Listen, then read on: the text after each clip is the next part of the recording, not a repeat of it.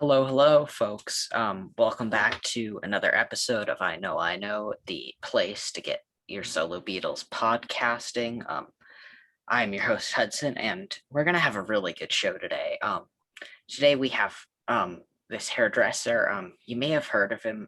He cut these random four dudes' hairs back in the 60s. His name is Leslie Cavendish. Leslie, welcome to the show. Thank you, Hudson. Looking forward to it. So, how have you been holding up in the past year and a bit? Last year, I've been pretty good, actually. I've just started again playing tennis, which is my passion. So I've been out every day playing tennis, and during the rest of the year, the little lockdown year, I've been doing a lot of exercise, walking, doing a lot of Zoom meetings, a lot of conventions over Zoom, because if it wasn't for the little virus that took over, I probably would have been in New York with you and or around that area to do these live events. But it's been absolutely fabulous doing these Zoom events. I'm really enjoying it and meeting a lot of people. And I'm meeting someone like you, which is interesting. Thank you. So going back to the beginning, when did you first start cutting hair? How old were you? I was 15 years old. Can you believe it? I left school at 15, and I would say in about 10 days later, from the age of 15, I was having a training evening at a salon called Vidal Sassoon, who became the sort of fashionable 60s icon hairdresser. So I was actually cutting hair at 15 and didn't even know what I was cutting, to be honest with you, Hudson. Never cut anything in my life, except some paper. Yeah, but I mean, so like, what year was this? Just out of curiosity. That was in 1962, 63. Wow. Yeah, it was very early days. I didn't really know I even wanted to get into hairdressing, but I certainly picked the right time and the right place. It was the right place that really did it, that made it such an exciting time. Yeah. So starting off with my first question is, what would you think if you had? Have you ever thought like what if you missed that chance to cut the Beatles' hair? If I missed that chance to cut the Beatles' hair, life would have still gone on. Life would have still been good. I would have started cutting hair, which I enjoyed doing anyway. And you know, there's life. It wasn't all about, you know, if I'd missed out on the Beatles, somebody had to do it, or maybe someone didn't have to do it. It's called the right place at the right time. It was a lucky situation that I got myself into without really knowing it. And I would have obviously stayed in hairdressing, and I probably would have cut someone else's hair. Maybe not as famous, maybe not the four of them, but life would have got on. Yeah. But I mean, it's just crazy. So I know you met Jane Asher first before you started cutting Paul's hair. When did you first meet her? I met Jane Asher, who was a client at Sassoon's. A guy called Roger Thompson used to do her hair. We used to have different stylists had different clienteles, and the whole idea of before you became a stylist was to be sort of an apprentice. So you used to go around to all the different hairdressers and see what style they did, because every hairdresser was different. So one of the guys I used to help we used to do a 3-month stint, was the guy who used to do Dusty Springfield's hair. You know, if you know what she looked like, she had the bouffant hairstyle that Amy Winehouse created later. And then you had people like Lulu, and then you had another guy called Roger, who I worked with. And Roger was the sort of the cutter, you know, the hair cutter of Sassoon's. He was artistic director. Yeah, he happened to be one of the slowest hairdressers there was, but he was a fabulous, precise hairdresser. And one of his clients was Jane Asher. So I used to wash her hair, which used to take a long time. And I used to hand dry it. And, you know, it was one of those situations where when so-called, I say famous people, but people you knew that were in the newspapers or whatever, and especially Jane Asher, you knew that she was going out with one of the Beatles. So one of the rules was never ask a client, especially her, how's Paul, what's he doing? She's a client foremost, number one. So I got to know her. She was very, very friendly. I used to just hand dry her hair and then pass her over to Roger to call him over to do the finishing touches. Wow. I mean, were you kind of like stunned, like I'm touching a Beatles girlfriend's hair? No, I felt I was cutting Jane Asher's hair. No, it wasn't like that. It was, I used to wash people's hair. President Kennedy's sister-in-law, Princess Radsville, came in. I used to wash her hair. I never thought I was cutting President Kennedy's sister-in-law. I used to wash, many famous people's hair, and sometimes I didn't even recognize them because it used to be sometimes 8:30, 9 o'clock in the morning, sometimes 8 o'clock before they would go on a film shoot or do a fashion show shot. No, you didn't. The moment you started getting phased was what I saw would have been a problem, because the whole point is these people are clients. They're coming into you and they want you to look beautiful. They want you to create something that looks nice on this person, meaning them. And no, I thought in my head, Jane Asher, Paul McCartney's girlfriend, nice, but the unwritten rule was don't ask about it. If you wanted to talk about it, which you never did, that would be fine. But, a lot of the other clients would say I'm doing a film. Jane used to say to me that she's filming, so I would know a little bit about her, but she always kept very stummo when it came to Paul and the Beatles. Wow, it's crazy. And if you were like to describe each Beatle in a few words, how would you describe John? I watch what you're doing. Temperamental, funny, humorous, witty, could be cruel at times, insensitive. But I hear a lot of people say a lot of things about John Lennon. Whether they've met him or not, I don't know. I know certain people have written quite a few books about Lennon and never met him and been quite nasty about him. It's all on hearsay. John could have been, with me, he could have been, I had a few situations with him that he could have been a bit fiery, but his sense of humor came out, which I always felt was his main ingredient, because when I used to see him do interviews and when the Beatles were on tour, or even when he was doing his own interviews, there was always an element of wit about him.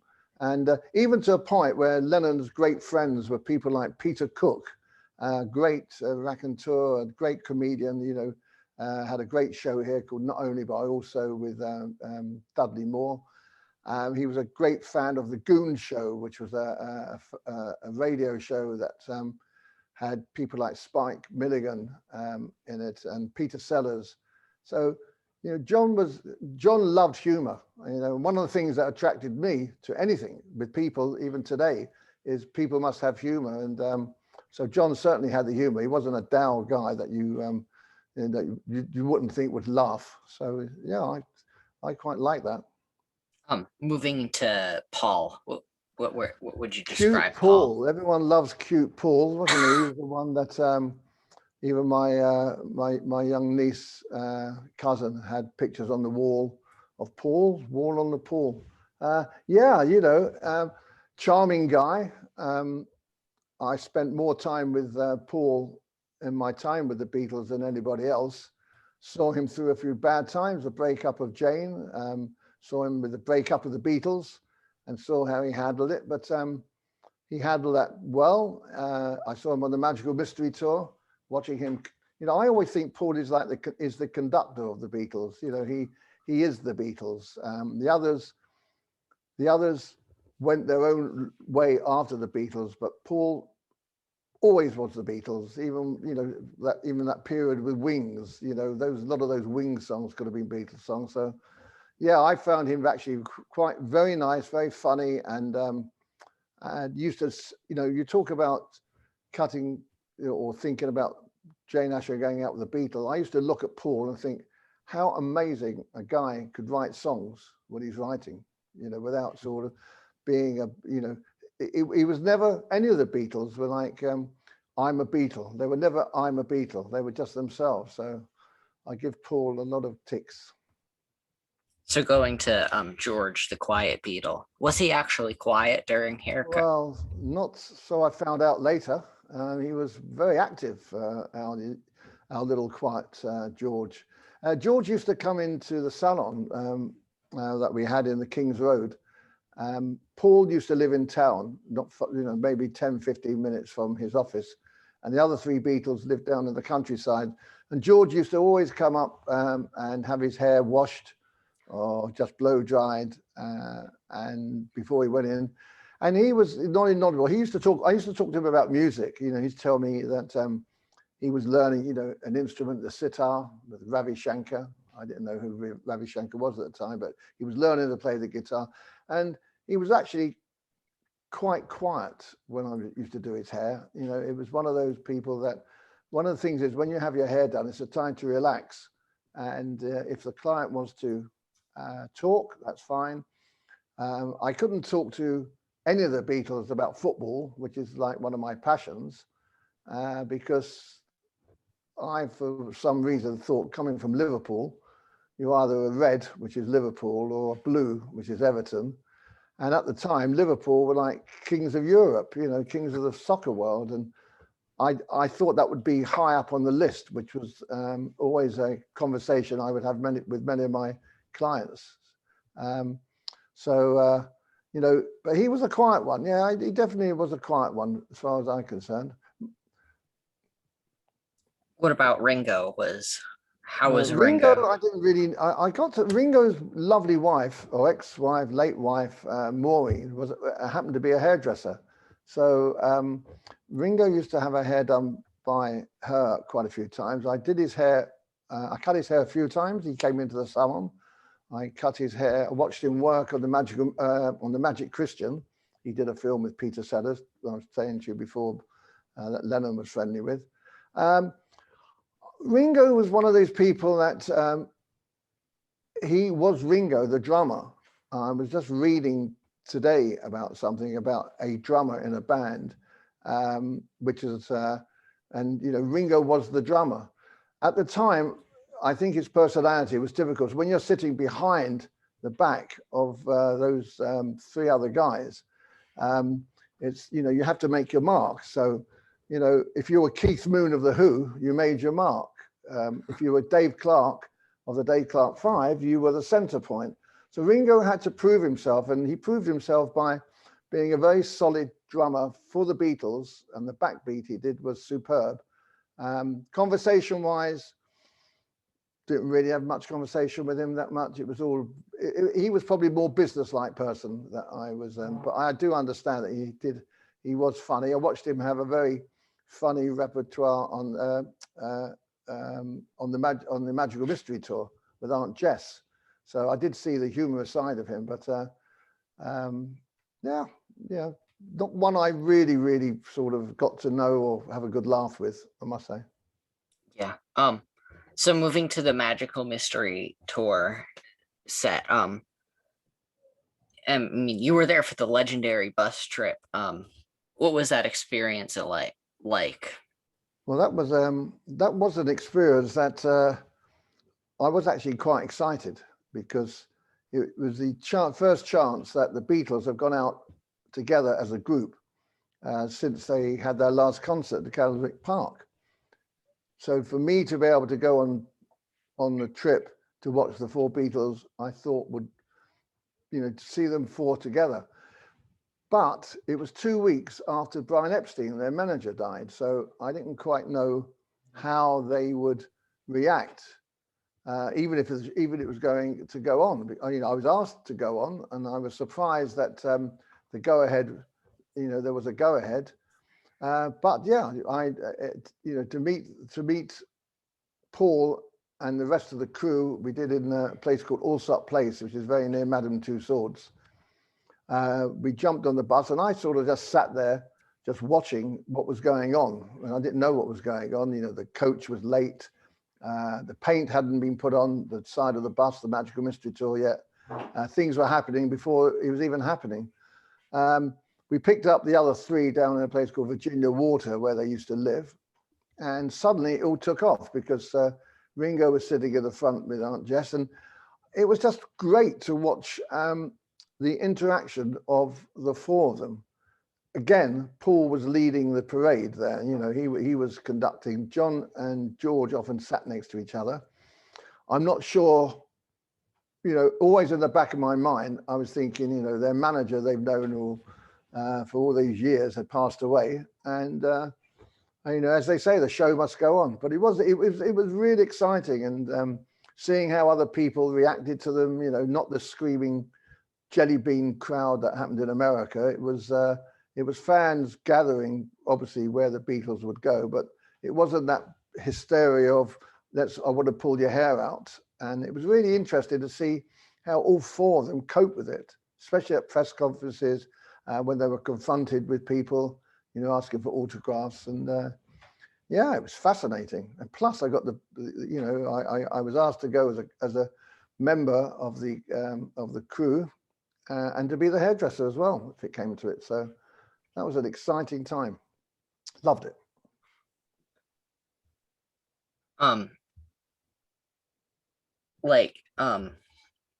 You know, so let me just scroll down on my notes. You kind of wrapped up into my next question. That's all right. I know. So, I know that you had a little experience with Charles Manson.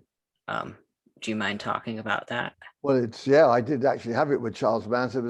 It's a situation that there's a film called Once Upon a Time in Hollywood that came out a couple of years ago with Brad Pitt and Leonardo. What happened was it was a situation where a guy called Jay Sebring used to ring me up, and Jay Sebring had Sharon Tate, who was married to Roman Polanski, you know, the guy that made Rosemary's Baby, you know, top director. And he had rented a house in California, Los Angeles, and by this time, Jay Sebring was Sharon Tate's hairdresser and really soulmate friend. And he rang me up at the salon we had in the King's Road, and just said to me, you know, Jay used to be one of the guys that used to do all the guys for the Rat Pack, Steve McQueen, the Beach Boys. I mean, you name it, his clientele was like Billboard. You know, great hairdresser, and seems to be a great personality. And he rang me up and he said to me, Leslie, you know, I've heard about you. I know you do the Beatles hair and you do many other celebrities. I'm thinking of opening, you know, getting into cosmetics. You know, I think you and I could work well together. Would you like to come over to LA and we could discuss it? And I said, yeah, that sounds really, really good. And he said, you know, in the next week or two. And I did say to him, I said, I can't make it the next week or two because I was doing things with the Beatles. I was also doing some, you know, my own salon, doing work. I said, can I give you a call in about a month's time? And we can arrange something, and hopefully, I could fly out to LA. And he said, no problem. I got his number, and didn't think anything of it. Never heard of the guy in my life, Jay Sebring. About a week to 10 days later, I read in the newspaper that Charles Manson, or his little gang, went over to this house, which he believed a guy called Terry Melcher, you know, the record producer. I think it was Doris Day's son.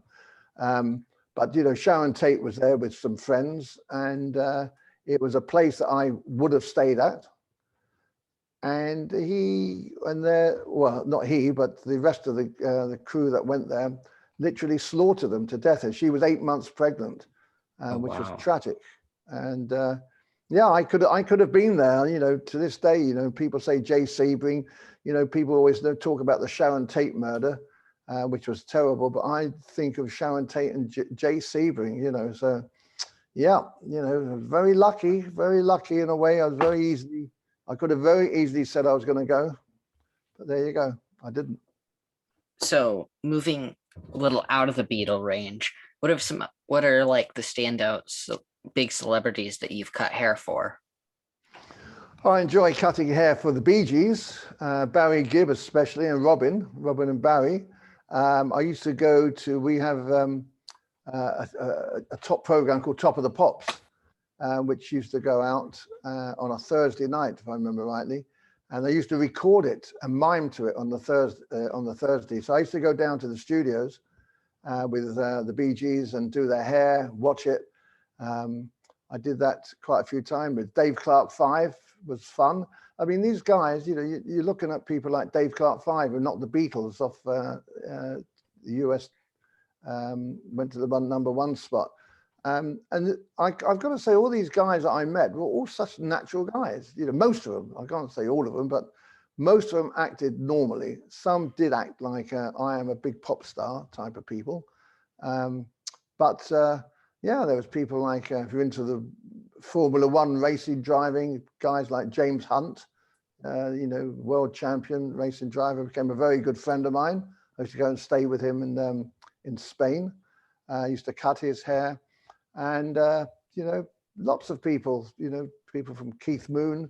And then you get people, when I used to go to the Apple offices, I used to cut Peter Ash's hair, or, you know, Jane's brother. He was the A&R guy at Apple.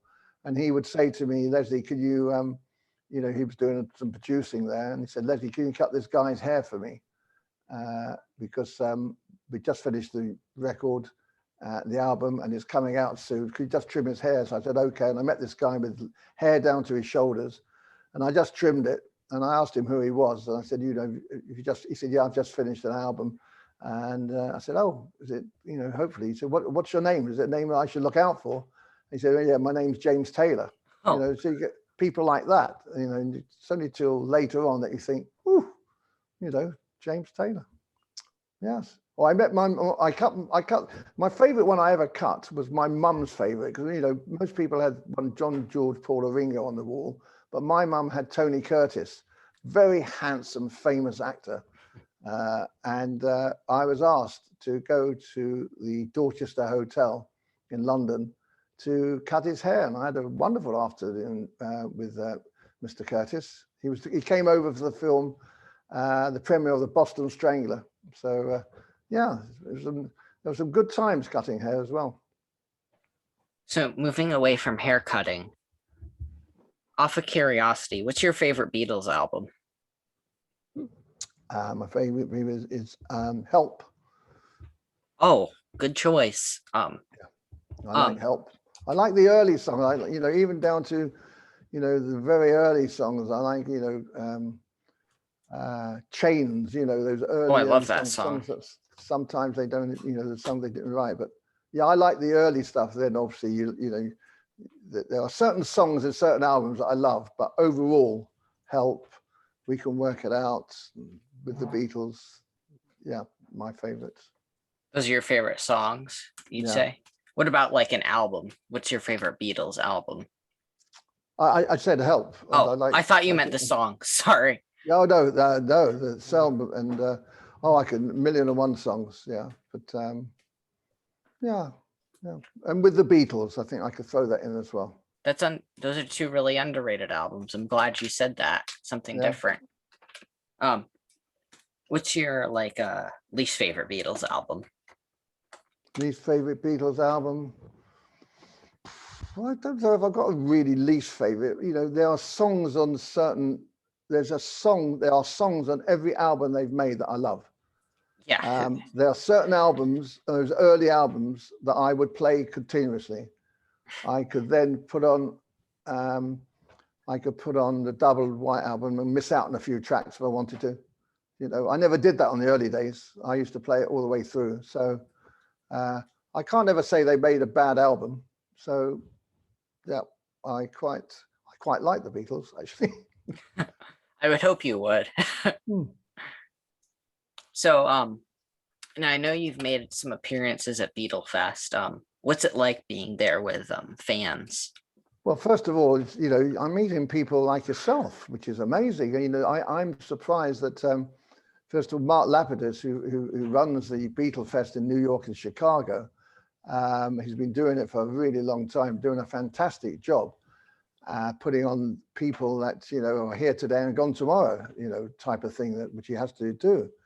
But to see old, well, more young than old, they're going there and seeing this Beatle thing alive and talking about it is actually really nice. You know, I'm never one to sort of talk about, you know, I just like it that other people enjoy the Beatles as much as I enjoy them.